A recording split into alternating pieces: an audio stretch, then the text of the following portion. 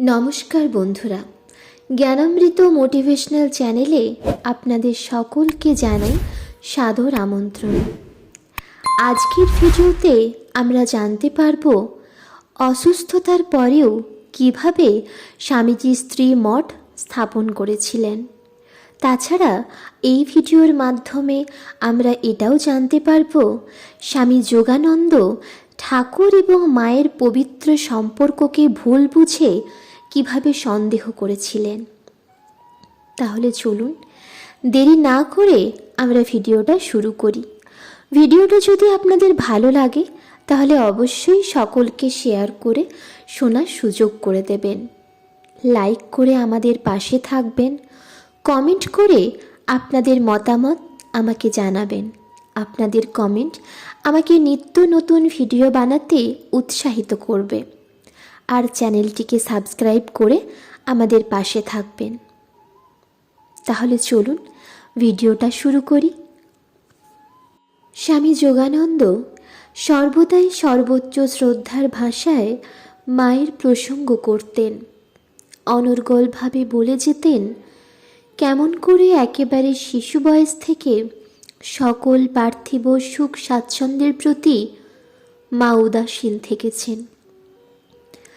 কি তার শান্ত স্নিগ্ধ স্বভাব, অকলঙ্ক চরিত্র, শিশু সুলভ সারল্য, অনাড়ম্বর জীবনযাত্রা, সকলের প্রতি সহানুভূতি, সহৃদয়তায় পূর্ণ অন্তর, অসীম মাতৃস্নেহ, গভীর আধ্যাত্মিক উপলব্ধি এবং আধ্যাত্ম পথগামীদের অন্তরে উদ্দীপনা সঞ্চারে ও তাকে ঊর্ধ্বায়িত করায় তার আশ্চর্য ক্ষমতা। তার কথা এখনো সকলের বিশেষ জানা নেই, তবু নিঃসন্দেহে তিনি আমাদের পুরাণ এবং ইতিহাসের বিরাট আধ্যাত্মিক চরিত্রদের মতোই মহামহিমময়ী। ঠাকুর এবং মায়ের পবিত্র সম্পর্ককে ভুল বুঝে কিভাবে সন্দেহ করেছিলেন সে কথাও স্বামী যোগানন্দ আমাদের কাছে বর্ণনা করেছেন। তিনি মনে করেছিলেন শ্রী রামকৃষ্ণ বোধহয় রাত্রে গোপনে মায়ের ঘরে যান। দক্ষিণেশ্বরে মা শ্রী রামকৃষ্ণের ঘরের কাছেই নহবতখানায় থাকতেন। একদিন রাত্রে শ্রী রামকৃষ্ণকে নিজের ঘর থেকে বেরিয়ে নহবতখানার দিকে যেতে দেখে স্বামী যোগানন্দের মনে সন্দেহ জাগে। তিনি পিছনে অতি সাবধানে তাকে অনুসরণ করতে থাকেন, কিন্তু অবাক হয়ে দেখেন শ্রী রামকৃষ্ণ নহবতখানার পাশ কাটিয়ে নিজের মনে এগিয়ে যেতে লাগলেন। মায়ের ঘরের দিকে তাকালেন না পর্যন্ত। তিনি ঝাউতলার দিকে যাচ্ছিলেন শৌচাদির জন্য। জ্যোৎস্না ভরা রাত। যোগানন্দ মায়ের ঘরের দিকে নজর করে দেখলেন শ্রী শ্রী মা সেই মধ্যরাত্রেও নহবতের বারান্দায় গভীর ধ্যানে মগ্ন। আধ্যাত্ম আলোকোজ্জ্বল মায়ের মুখ বাহ্য চেতনাহীন, আত্মনিমজ্জিত। সে এক দিব্য দৃশ্য। শ্রীরামকৃষ্ণের মতো শুদ্ধ সত্য মহাপুরুষের সাধুত্বকেও তিনি সন্দেহ করেছেন। এর গ্লানিতে যোগানন্দের মন পূর্ণ। তিনি স্তব্ধ হয়ে দাঁড়িয়ে আছেন। এমন সময় শ্রীরামকৃষ্ণের পদধ্বনি শুনতে পেলেন। তৎক্ষণাৎ দ্রুত পদে উত্তরের বারান্দায়, যেখানে তার বিছানা, সেদিকে চললেন। কিন্তু অবাক হয়ে দেখলেন ঠাকুর তাকে আগেই ধরে ফেলেছেন। তিনি পুরো ব্যাপারটাই বুঝেছিলেন।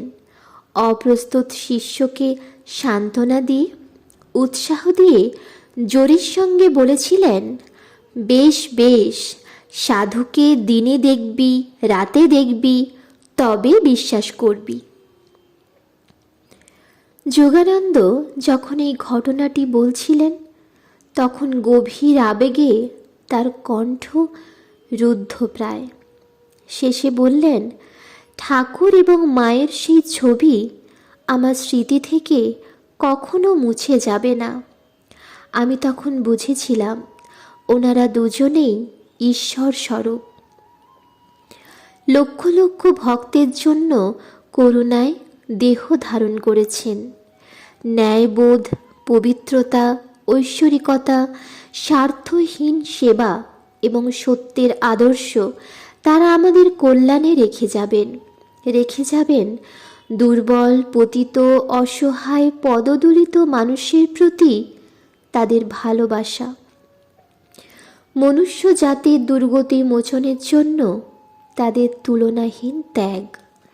তারা এসেছিলেন মানুষের মন থেকে সমস্ত সন্দেহ এবং হতাশাকে দূর করতে, বিশ্বাস এবং ভালোবাসায় তাকে উজ্জীবিত করতে, উচ্চ আধ্যাত্মিক মূল্যবোধ সঞ্চারিত করতে।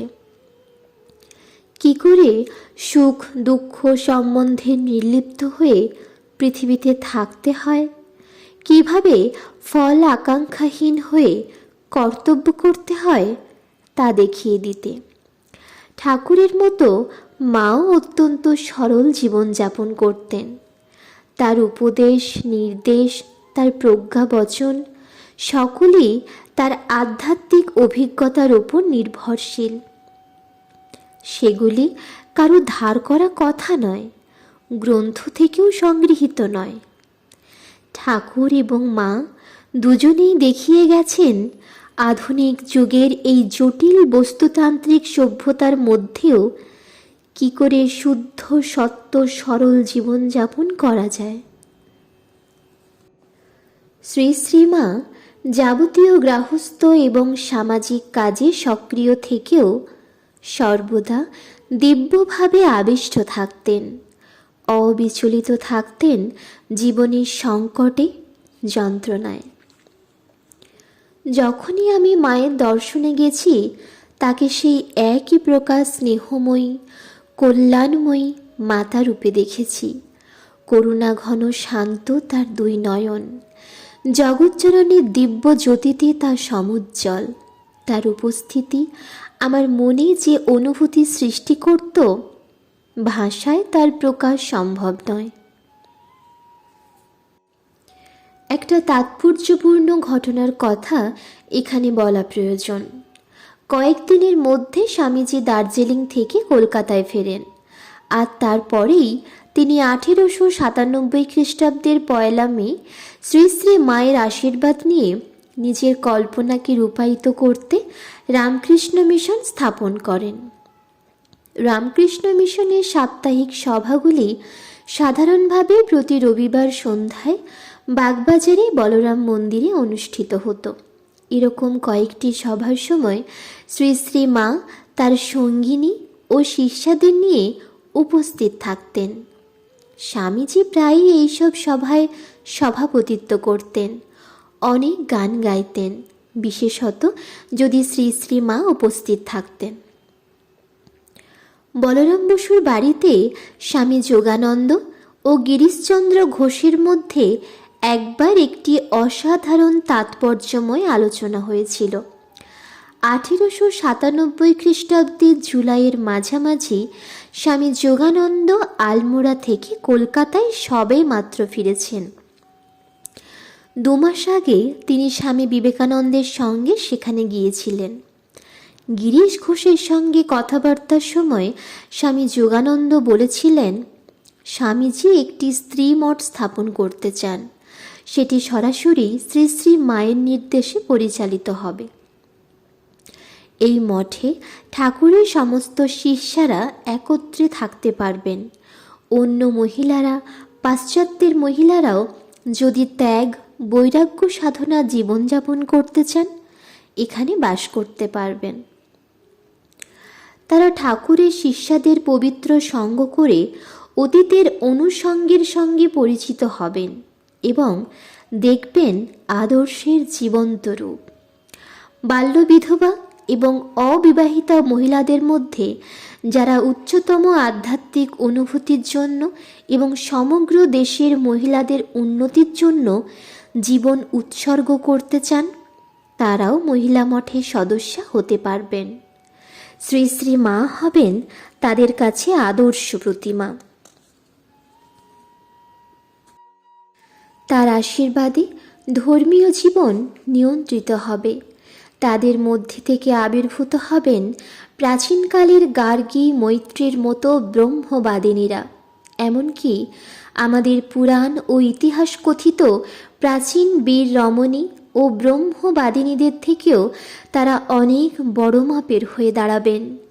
মায়ের ব্যক্তিগত জীবন এবং চরিত্রের উজ্জ্বল দৃষ্টান্ত, তার নিজস্ব উপলব্ধি সম্ভূত বাক্যবলি, তার সমুন্নত ভালোবাসা এবং যত্ন মঠের সদস্যদের মধ্যে প্রেরণা সঞ্চার করে তাদের সুপ্ত শক্তিকে জাগিয়ে তুলবে, তাদের সামনে খুলে দেবে নতুন আদর্শের জগৎ। তারা সর্বোচ্চ মানব কল্যাণের পথে অগ্রসর হবেন নির্ভয় বিশ্বাসে। স্বামী যোগানন্দ বললেন, স্বামীজি গভীর আবেগের সঙ্গে আমাকে বলেছেন, আমাদের মাতা ঠাকুরনী বিরাট আধ্যাত্মিক শক্তির ভাণ্ডার, যদিও আপাতভাবে গভীর সমুদ্রের মতো শান্ত। তার আবির্ভাব ভারতবর্ষের ইতিহাসে নবযুগোদয়ের সূচনা করেছে। যে আদর্শকে জীবনে উপলব্ধি করেছেন, যার প্রকাশ তিনি করছেন, তা কেবল ভারতীয় নারীদেরই মুক্তি দেবে না, পরন্তু সমস্ত পৃথিবীর নারীদের মন ও হৃদয়ে প্রবেশ করে তাদের প্রভাবিত করবে। মাতৃত্বই নারীত্বের শ্রেষ্ঠ অভিব্যক্তি।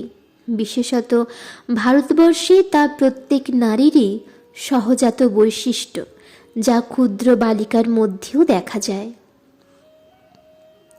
স্বামী যোগানন্দ আরও বললেন, পাশ্চাত্যের সামাজিক কাঠামো নারীর জায়ারূপের উপর নির্ভরশীল, কিন্তু মাতৃত্বই ঐশ্বরিক ভালোবাসার যথার্থ প্রকাশ।